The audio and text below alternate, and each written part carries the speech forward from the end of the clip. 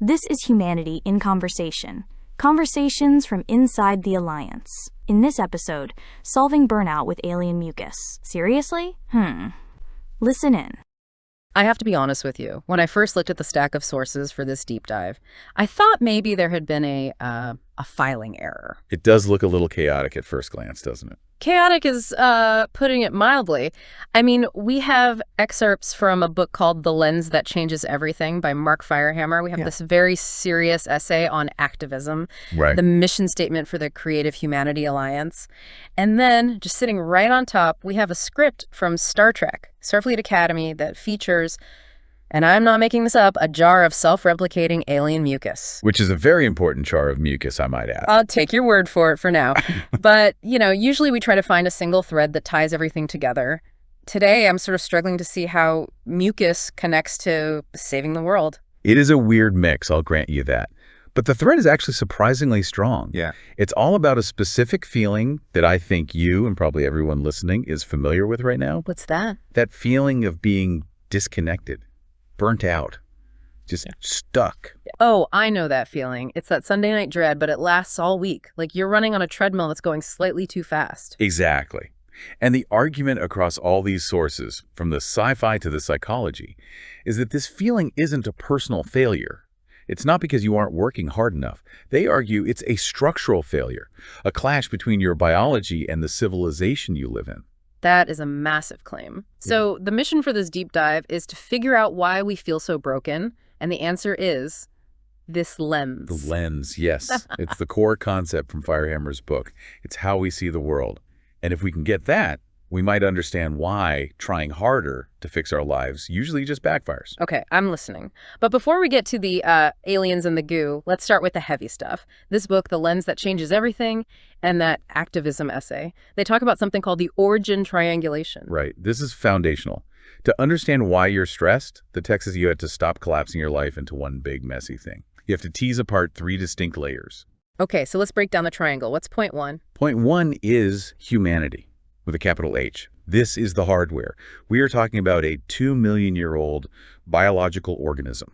Your nervous system, your gut, your need for rhythm and deep social connection. So this is the caveman brain, the part of me that wants to sit around a fire and, definitely not answer Slack messages. It's the biology that evolved to be together. We are co-regulatory creatures. We literally need other people to feel safe. Then you have the second point of the triangle. Civilization. The Slack messages. The Slack messages, the cities, the 9 to 5. This is only about 10,000 years old. It's a blip. And the book calls this the civilizational shortcut. Why a shortcut? That implies we skipped a step or something. Well, think about it. For millions of years, humans learned by doing, lived wisdom. You touched the fire, it burned, you learned. But when you start building cities with millions of people, you can't rely on everyone just picking things up. It's too slow. You need rules. You need rules. You need roles. You need abstractions. We prioritized efficiency and scale. But here's the friction point. Civilization is designed for the system to run smoothly. It is not designed for your 2-million-year-old nervous system to feel safe. So it's a hardware-software mismatch. My hardware expects a tribe and a fire, and the software is giving me a cubicle and a performance review. And that leads to the third point. Individual formation. That's you, your childhood, your family. You are the result of that ancient biology trying to survive in this artificial civilization. And because the civilization ignores your biological needs, you feel this internal gap. You feel bad. But we don't look at the system and say, hey, this is weird. No. We think it's just reality. So when we struggle, we blame ourselves. We think, I'm lazy or I'm broken.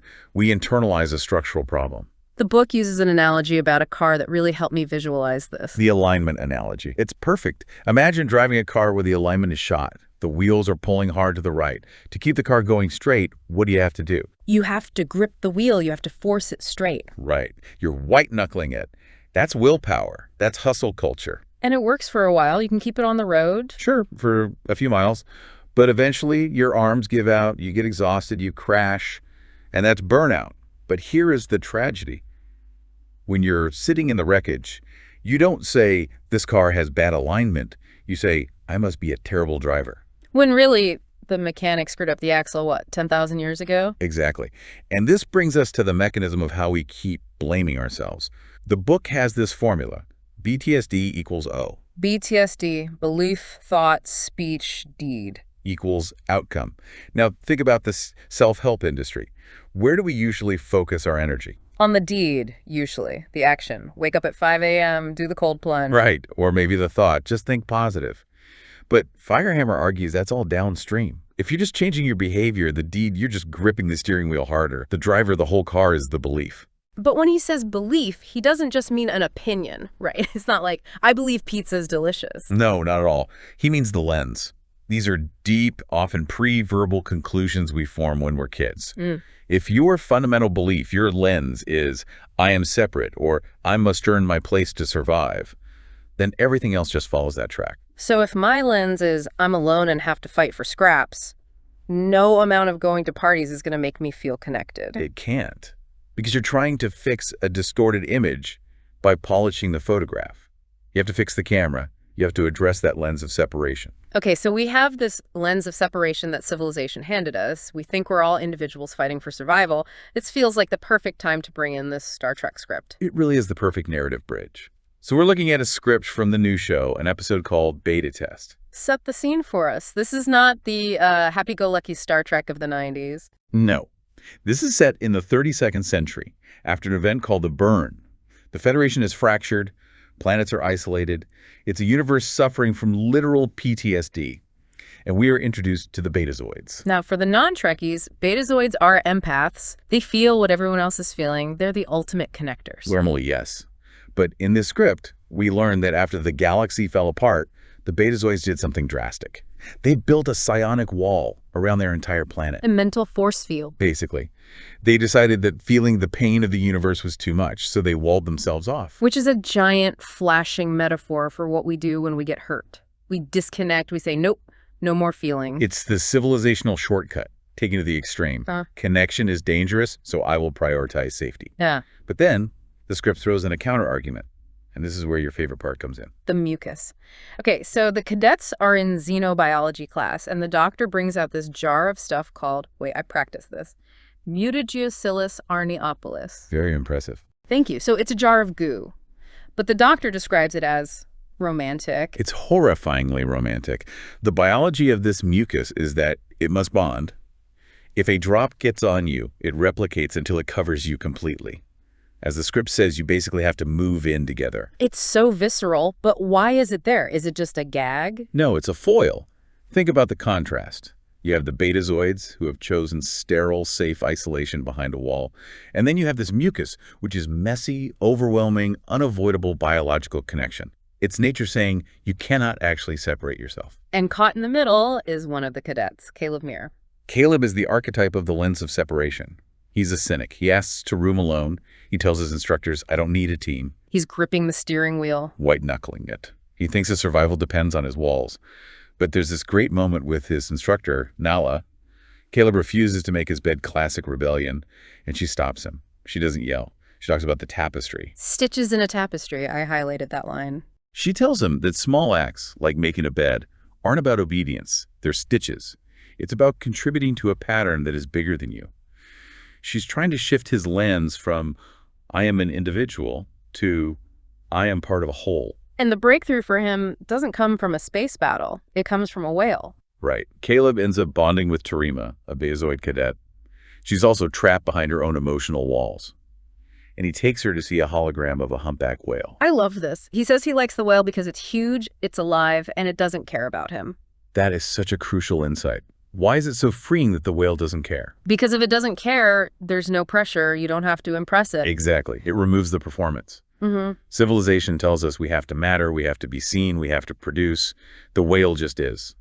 By connecting with something that demands nothing from him, Caleb drops his guard. And that allows Terima to drop hers. And that ripple effect eventually leads the Betazoids to drop their planetary wall. Connection creates safety. Isolation creates threat. It's the exact opposite of what Caleb and our civilization taught us. This leads us right into that essay on activism. We're moving from personal connection, like Caleb and the whale, to political connection. The essay talks about upstream versus downstream struggles. So look at the news. Hunger, border wars, environmental collapse. The essay defines these as downstream struggles. They are the symptoms. They are the car in the ditch. And we spend billions trying to fix them. We send aid. We protest. We do. And it's necessary work. Yeah. But the argument here is that we are just putting Band-Aids on a wound. We aren't looking upstream at what caused the crash in the first place. Which is the lens of separation. The lens. The essay argues a very powerful point. You can't harm someone or something that you perceive as a part of yourself. That makes sense. If I see you as me, I'm not going to starve you. If I see the river as my own blood, I won't pollute it. Exactly. There was a story in the essay that was really touching. The author is shoveling snow. Oh, I remember this. He hits a tree branch. Right. And immediately, instinctively, he stops. He checks the bark for damage, and he apologizes to the tree. Sorry about that. And he makes a point to say nobody was watching. This wasn't a performance. It was his lived lens. He felt the same regret you'd feel if you stepped on a dog's tail. It sounds almost crazy, though, right? In our modern context, apologizing to a tree. In the civilizational shortcut, yes, it's crazy. Wood is a resource, an object. But biologically, it's completely rational. The essay argues that unless we can get back to that instinctive connection, we will never solve the downstream problems. We'll just keep fighting fires. Okay, I'm with you on the theory. But here's the snag. Be one with the tree is a nice thought. But I have a mortgage. I have deadlines. How do we actually practice this without, moving to a monastery? This is where the Creative Humanity Alliance comes in. They focus on something we all have, creativity. But not art with a capital A. I can't draw. Doesn't matter. They distinguish between governed creativity and natural creativity. Break those down for me. Governed creativity is what we're taught. It's about output. Is this drawing good? Will this video go viral? It's transactional. It's about being seen. It's anxiety-inducing. It's why so many people say I'm not creative. Exactly. But natural creativity, that's a biological function. It's how your nervous system processes reality. It's about seeing, not being seen. They used the starving artist example in the text, which I thought was brilliant. It really flips the script. The starving artist isn't a romantic tragedy. The Alliance says it's a structural warning sign. It's what happens when you take a relational function art, which connects us, and force it to survive in a transactional market. It's like trying to run a diesel engine on lemonade, the wrong fuel. Right. So the Alliance has these programs that aren't trying to teach kids how to be the next Picasso. They're using creativity to repair the lens. I saw one called Holmes and Watson Investigations. Are they? Solving crimes? Cultural crimes, maybe. It's a framework. Think about how we usually deal with negative feelings. We feel lonely, and we say, I am lonely. What is wrong with me? You take it personally. The Holmes and Watson method asks you to be a detective. Instead of being the loneliness, you investigate the phenomenon of loneliness. You say, interesting. The subject is experiencing isolation. What are the structural causes? Oh, I like that. It objectifies the feeling. It takes the shame out of it. You're not the broken car. You're the mechanic looking at the car. Exactly. It's a creative act of reframing. And that small shift can stop the spiral of self-blame. So if we pull all of this together, the biology, the Star Trek walls, the tree, we arrive at the third lens from the book, the all-one-thing lens. This is the destination. The shift from the illusion of separation to the reality of interconnection. And again, the sources aren't pitching this as spiritual woo-woo. They're pitching it as biological fact. Explain the biology of all one thing. It's called co-regulation. Human nervous systems do not function well in isolation. We literally stabilize each other's heart rates and stress levels. When you're isolated, like the betazoids, your body goes into high alert. You are burning massive amounts of energy just scanning for threats. Because back in the caveman days, being alone meant you were about to be eaten. Exactly. So if you're chronically isolated, or even if you're surrounded by people but feel separate, you are burning energy you don't have. The sources identify this as the root of the burnout epidemic. That completely reframes exhaustion. It's not that I'm working too hard, it's that I'm working against my own biology. You're driving the car with the bad alignment. There's a detail in the Star Trek script we skipped that I think lands this perfectly. After the betazoids lower their wall, the Federation moves its capital city. Yes, to Beta 6. They move the center of government to the planet that was hiding. It's a powerful symbol of collective repair. You don't just fix the wall, you recenter your whole civilization around connection. But notice the order. It only happened because individuals, Caleb to Rima, stopped gripping the wheel first. So if I'm listening to this and I feel that burnout, the answer isn't do more. No, the answer might be do less. Stop trying to fix yourself as if you were a broken machine. Which brings us to the final thought. The epilogue of Mark Firehammer's book asks a pretty radical question. It does. It asks, what if you stopped trying to progress? What if you stopped trying to improve yourself? What if the most radical thing you could do is simply stand still and let the lens of separation drop? It sounds terrifying, standing still in this economy. It's terrifying to the civilizational mind. But the promise is that if you stop frantically trying to drive the car, you might notice you aren't in the car at all. You're part of the road, part of the scenery, part of the whole thing. And maybe, just maybe, if you stand still long enough, you'll get covered in romantic alien mucus. Let's hope it's metaphorical mucus. But yes, that is the idea. Let life stick to you again. I'm going to choose to believe it's metaphorical. Yeah. We've covered a ton of ground today, from biology to sci-fi to activism. If you want to dive deeper, check the show notes for the Creative Humanity Alliance and the book, The Lens That Changes Everything. It's worth the read. Thanks for listening. Go make some stitches in the tapestry. See you next time. Thanks for listening. If these conversations matter to you, subscribe to the channel and like this video to stay connected.